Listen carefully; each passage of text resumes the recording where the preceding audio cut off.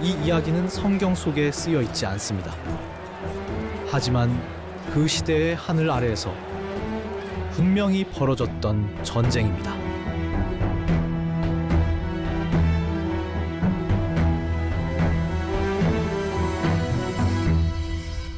기원전 13세기 이스라엘이 가나안 땅에 뿌리를 내리고 사사들이 등장하던 그 무렵 가나안의 북쪽 하늘에서는 세계 질서를 뒤흔들 전쟁의 징조가 피어오르고 있었습니다. 그들이 다시 우리의 땅을 향해 달려온다고. 좋다. 이번엔 우리가 먼저 맞서겠다. 폐하께서는 이번에는 멈추지 않으신다. 카데시에서 길을 연다 하셨다. 그 땅은 이스라엘의 땅이기도 했고 제국들의 전쟁터이기도 했습니다. 그 누구도 완전히 다스리지 못한 가나안. 그 혼란의 틈 속에서 하나님의 섭리는 조용히 흐르고 있었습니다.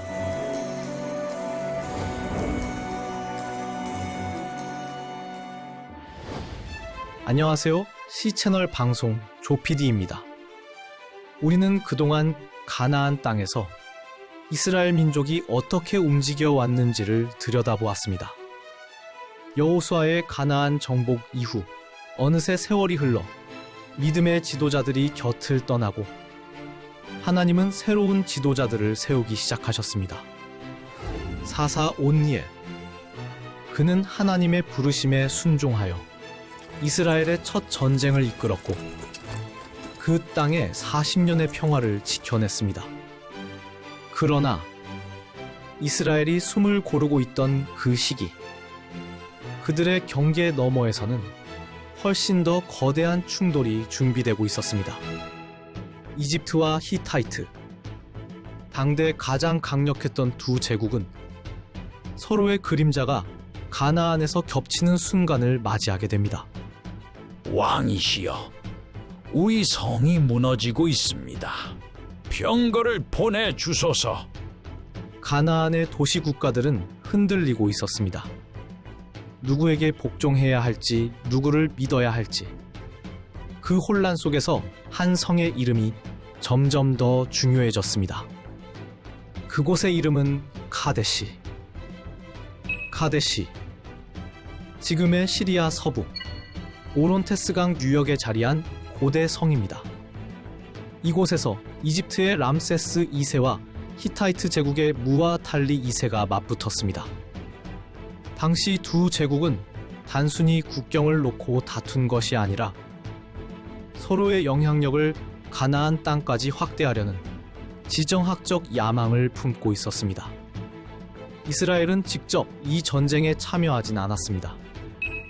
하지만 그들이 뿌리 내리고 있던 가나안 땅은 바로 이 두 제국의 충돌선 위에 놓여 있었습니다.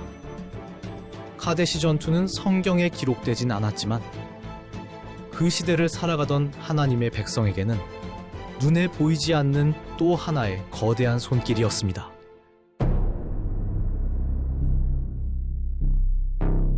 기원전 13세기 사사 에훗이 이스라엘의 지도자로 부름을 받았던 시기.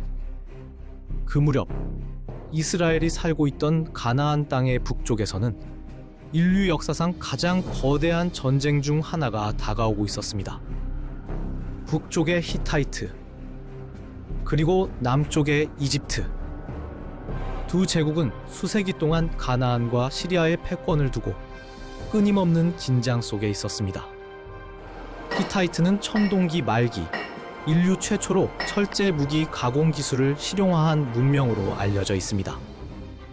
이들이 제작한 창과 칼은 주변 민족들을 압도했고 제국의 군사력은 철 위에 세워졌습니다.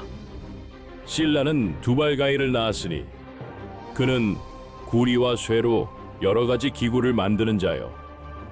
일부 학자들은 이 구절에 나오는 두발가가 히타이트의 근거지인 아나톨리아 지역, 즉 오늘날 터키의 타우루스 산맥 일대를 가리킨다고 해석하기도 합니다.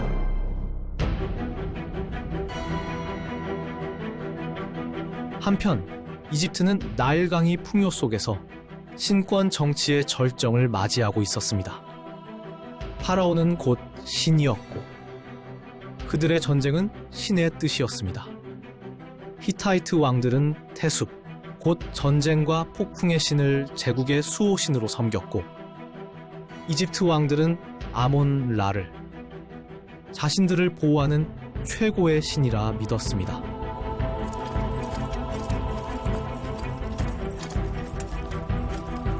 기원전 15에서 14세기 이 두 제국은 시리아 일대에 영토를 두고 수차례 국지전을 치렀고 그 긴장감은 세기를 지나 마침내 하나의 성에서 정점을 맞게 됩니다. 그 성의 이름은 카데시. 폐하, 남쪽의 아무르가 배신했습니다. 이집트와 밀약을 맺었다는 보고입니다. 제국의 턱 밑에 칼을 겨누겠다는 것이냐? 그들을 가만두지 마라. 아무르는 히타이트에게 두 가지 이유로 전략적 가치가 높았습니다. 첫째, 메소포타미아와의 무역로 확보. 둘째, 철 생산을 위한 광물 공급지. 또 히타이트의 영향권 아래에 있던 아무르는 지정학적으로도 경제적으로도 제국 간의 완충지대였습니다. 이 작은 왕국은 생존을 위해 늘 강한 쪽에 붙어야 했고 어느 편이 더 오래 살아남을지를 살피는 일이 왕의 지혜였습니다. 하지만 이번 선택은 너무 노골적이었습니다. 기원전 1275년경 아무르는 히타이트가 아닌 이집트를 향해 문을 열었고 그 과정에서 히타이트 내부의 전략 정보를 넘겼다는 기록도 일부 남아 있습니다. 카데시까지 쓸어버려라. 병참로 확보 완료. 산악 지역을 돌아가는 경로는 3일 소요됩니다. 현지에서 협조하는 자는 없습니다. 전면 정복 외엔 방법이 없습니다. 폐하, 아무르 왕은 성문을 닫았습니다. 람세스와 내통한 흔적이 성안 곳곳에서 발견되었습니다. 모두 불태워 불쏘시개로 삼아라. 누구든 제국을 배신한 자는 돌이킬 수 없다는 것을 알게 하라. 무아탈리는 말뿐이 아니었습니다. 그는 자신의 병거 부대를 아무르 산악지대로 직진시켰고 불과 며칠 만에 아무르의 성읍들을 점령하며 왕국의 핵심 거점들을 초토화시켰습니다. 우리 왕께선 이곳이 더는 국경이 아닌 히타이트 제국의 심장부가 되리라 말씀하셨다. 그리고 곧바로 무아탈리는 병거를 돌려 이집트령 카데시 성으로 진군합니다. 람세스가 반응하기도 전에 히타이트군은 카데시 성을 포위했고 불과 며칠 만에 그 깃발을 바꿔 달았습니다. 이제야 제국이 숨을 쉴 수 있겠구나. 이집트는 아직 움직임이 없습니다. 그들은 아직 먼 곳에 있고 우리의 병거들은 이미 그들을 기다리고 있다.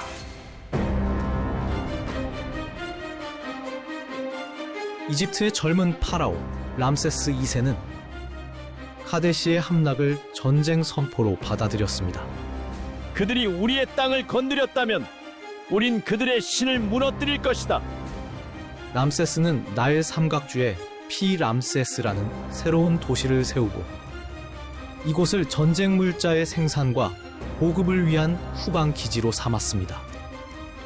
고대 기록에 따르면 이 도시에서는 일주일에 수백 개의 무기와 수십 대의 병거가 생산되었다고 합니다. 추수가 끝난 늦가을, 람세스 2세는 제사장 파세르와 4명의 아들들을 대동해 신도시 피람세스를 떠났습니다. 그의 목적지는 오직 하나, 카데시. 이제 전쟁의 신들이 말을 걸기 시작한 시대. 역사는 그 칼날 위에서 새로운 전환점을 맞이하게 됩니다. 우리가 하나님의 말씀이 성경을 보시면은 우리 모든 것이 하나님의 계획과 뜻 가운데 된다는 사실을 잘 알 수가 있습니다. 그 이스라엘은 지형적으로 볼 때에 아프리카 큰 대륙과 그 다음에는 소아시아를 넘어서 유럽까지 지나가는 그 교량입니다. 교량 국가라고 하는 것입니다. 그런 면에서 볼 때에 그 열방의 여러 가지 많은 갈등과 또 전쟁과 또 사건 속에 이스라엘이 휩싸이게 되는 경우를 많이 볼 수가 있습니다. 그런데 우리가 성경 말씀 보시면은 이들이 다 나타나고 있지 않지만은 하나님께서는 그 속에 개입하시고 계신다는 사실을 알 수가 있습니다. 하나님께서는 단지 이스라엘의 역사뿐만 아니라 열방의 왕들도 또 제국의 전쟁도 하나님의 손에 있다고 하는 것을 말씀하고 계시는 것이에요. 이 성경 말씀에 기록되지 않았다고 해서 하나님께서는 멀리 계시고 개입하지 않고 하나님 모르신다는 것이 아니라 하나님께서는 모든 것을 알고 계시고 특별히 이번에 살펴본 그 카데시 전투라고 하는 것은 이방 제국의 여러 가지 많은 사건들을 하나님의 뜻 가운데서 하나님께서는 멀어지지 않도록 다루신 사건이라고 볼 수가 있는 것입니다. 우리 사람들은 알지 못하고 서로 전쟁하고 갈등을 가지지만은 그 속에도 하나님의 개입하심이 계시고 또 이방 사람들의 전쟁을 통해서도 하나님께서는 하나님의 백성들을 위한 전쟁, 또 하나님의 백성들을 보호하시는 하나님의 계획이라고 하는 것을 알 수가 있습니다. 이 전쟁의 기록을 보시면은 그 히타이트도 또 이집트도 굉장히 큰 열강이었지만은 그럼에도 불구하고 명확한 승리를 거두지 못하고 결국은 하나님의 섭리처럼 평화 조약을 맺게 되죠. 그리고 이 전쟁 이후에 하나님은 이방신을 섬긴 히타이트를 점차 역사 속에서 치고 계시는 것을 볼 수가 있습니다. 이 모든 것도 그냥 사라진 것이 아니라 하나님께서 이스라엘 백성들을 위한 그 나라 위한 하나님의 준비였다고 생각되어지는 것입니다. 이런 것을 보면 하나님은 열강의 충돌조차도 하나님의 손 안에서 하나님의 뜻 안에서 사용하시는 분임을 깨닫게 됩니다. 기원전 1274년 2월 히타이트의 무아탈리 2세는 이미 카데시에 도착해 제국의 운명을 건 전쟁을 준비하고 있었습니다. 히타이트군은 보병 3만 5천, 중전차 3,500승, 각 병거에는 마부, 궁수, 방패막이 3명이 탑승했고 전차병만 해도 1만이 넘었습니다. 그들은 보병과 전차를 나누어 카데시성 북동쪽에는 주력 부대를, 성 주변에는 예비대를 배치했습니다. 모든 준비를 마친 히타이트의 군대는 이집트를 기다리고 있었습니다.